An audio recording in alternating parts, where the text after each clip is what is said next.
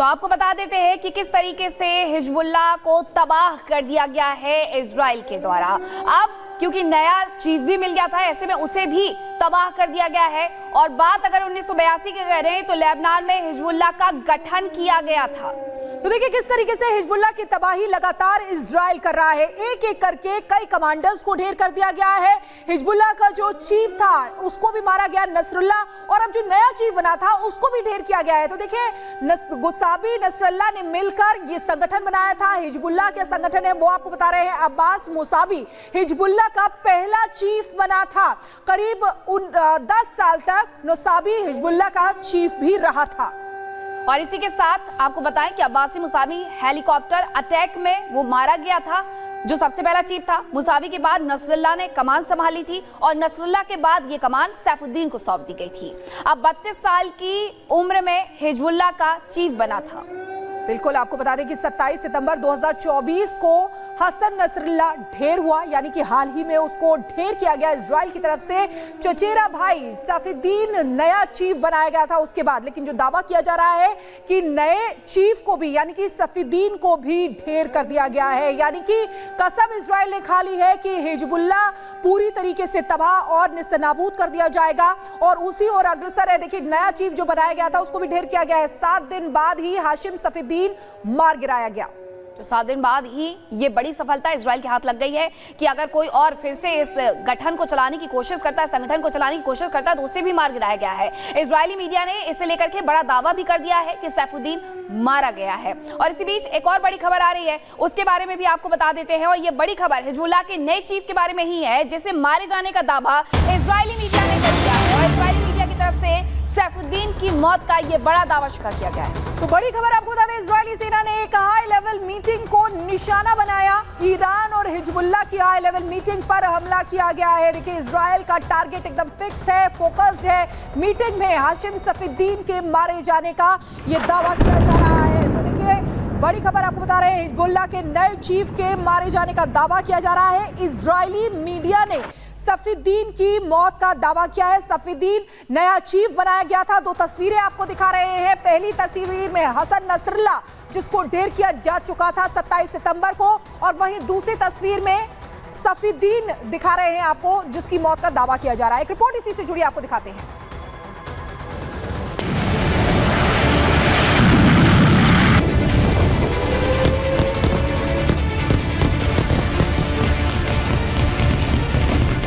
Netanyahu ने अपने दुश्मनों को मिटाने की जो कसम खाई थी, नेतन्याहू की उस प्रतिज्ञा को पूरी करने के लिए इजराइल डिफेंस फोर्स ने पूरा जोर लगा दिया है।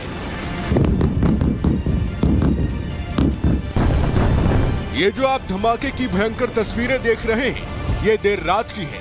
देखिए इजरायली फोर्स जब अपने दुश्मनों से इंतकाम लेती है तो फिर किसी को ना तो भागने का मौका मिलता है और ना ही जान बचाने का।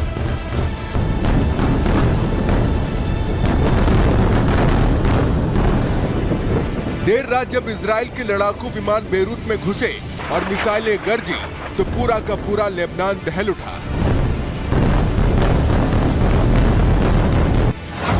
इसी बीच खबर आ रही है कि इजराइल ने अपने एक और दुश्मन हाशिम सफीदीन का खात्मा कर दिया है।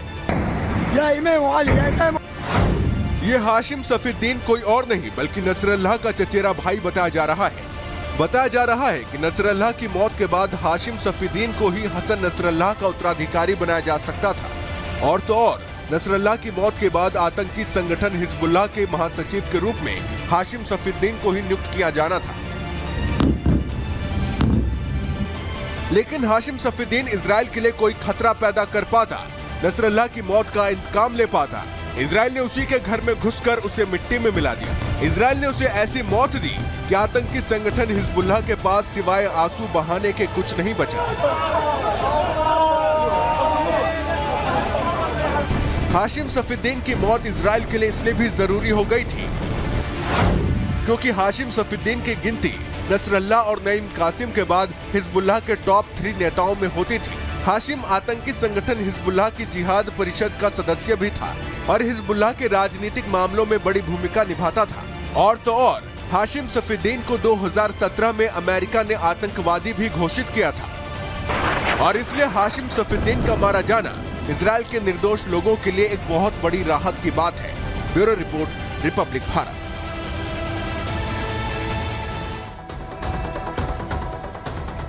और हमारे साथ स्टूडियो में दो गेस्ट भी मौजूद हैं। हमारे साथ कर्नल शैलेंद्र सिंह भी जुड़े हुए हैं और group captain U K Devnath sir भी जुड़े हुए हैं। सबसे पहले कर्नल, मैं आप ही से समझना चाहूंगी, यानी कि जो पहले कहा गया था इजराइल की तरफ से कि हमारे लिए ये करो या मरो वाली लड़ाई है, अब ये वही हुआ है कि अगर और कोई आएगा हिजबुल्लाह की कमान संभालने के लिए तो हम उसे भी नहीं चैन से छोड़ने वाले हैं। और कल जो बैरूत पर अटैक हुआ था, क्या इसे जोड़ दिया जाए?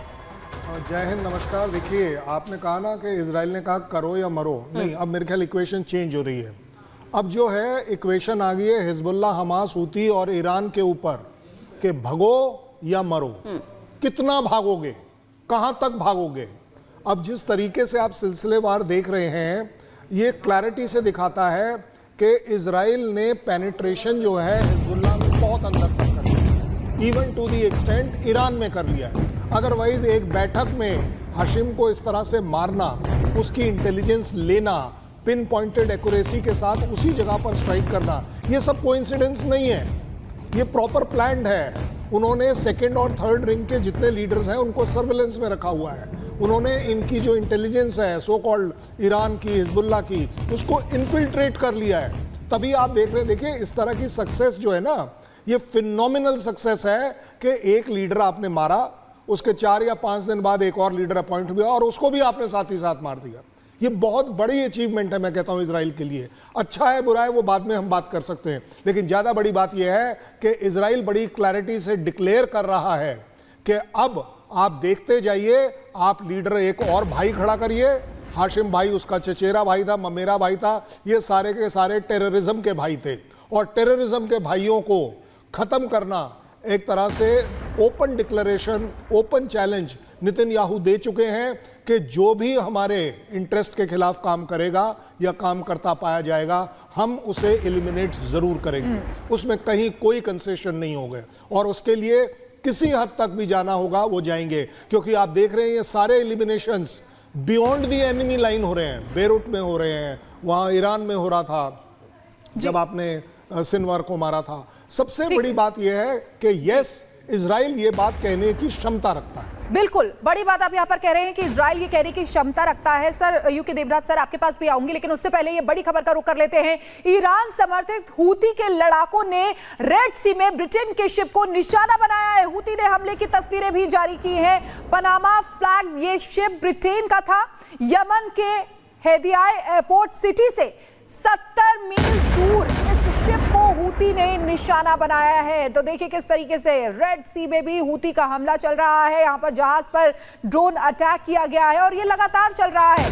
हमारे साथ ये तस्वीरें दिखा रहे हैं और यूके देवनाथ सर हैं, उनसे हम बात करते हैं। सर देखिए किस तरीके से रेड सी पर भी अब ये ड्रोन अटैक किया जा रहा है। इधर इजराइल जो है वो नई कहानी जो है, यानी कि जिस तरीके से ये युद्ध हो रहा है, नई कहानी लिख रहा है। इजराइल लगातार ताबड़तोड़ अटैक कर रहा है हिजबुल्लाह के खात्मे की तरफ है। नए चीफ को भी ढेर कर दिया गया है जिस तरीके से। लेकिन सबसे बड़ी बात यह है कि नजर आज खामनेई क्या कहने वाले हैं इस पर भी रहेगी, क्योंकि आज नसरुल्लाह का जनाजा भी निकाला जाने वाला है। जी हाँ, जहां तक हिजबुल्लाह की बात है, बैकफुट पर है। हमास प्राय मिलिट्री तौर पर ख़त्म कर दिया गया है। हम देखते हैं कि हूती जो हैं लाल सागर में कुछ हमले कर रहे हैं जो कि परेशानी करने वाले हैं, इरिटेटिंग हमले हैं, लेकिन उनका इस युद्ध पर कोई ख़ास फ़र्क नहीं पड़ रहा। सबसे बड़ी बात है कि हिजबुल्लाह इस वक्त लेबनान में भाग रहा है जान बचाने के लिए। हिजबुल्लाह के जो टॉप कमांडर्स हैं उनको हर रात को नहीं, अब हर घंटे पर अपनी लोकेशन बदल रही है। जो मोसाद की पैंट है, मोसाद ने हिजबुल्लाह के अंदर तक घुसकर अपनी ह्यूमन इंटेलिजेंस एजेंट्स को एक्टिव कर दिया है।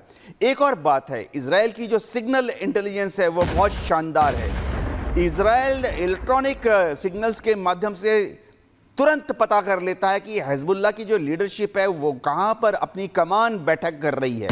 एक और चीज़ जो इजराइल ने की है कि उन्होंने एक ऑपरेशनल रेडीनेस प्लेटफॉर्म बनाया है जिसमें हमेशा 2 F-16 विमान GPS गाइडेड और लेज़र गाइडेड बॉम्ब से लैस तैयार रहते हैं।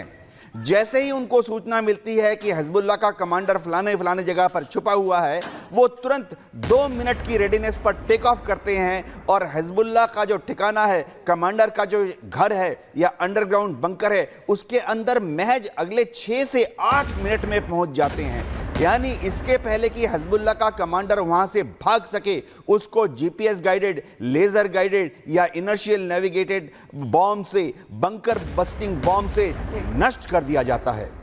बिल्कुल, यानी कि इजराइल हर मोर्चे पर अपने आप तैयार नजर आ रहा है, जैसे कि हमने पहले भी बात कर रहे थे कि आखिरकार इजराइल की तैयारी किस तरीके से। अब इजराइल खुलकर के बता रहा है कि तैयारी क्या है। हर मोर्चे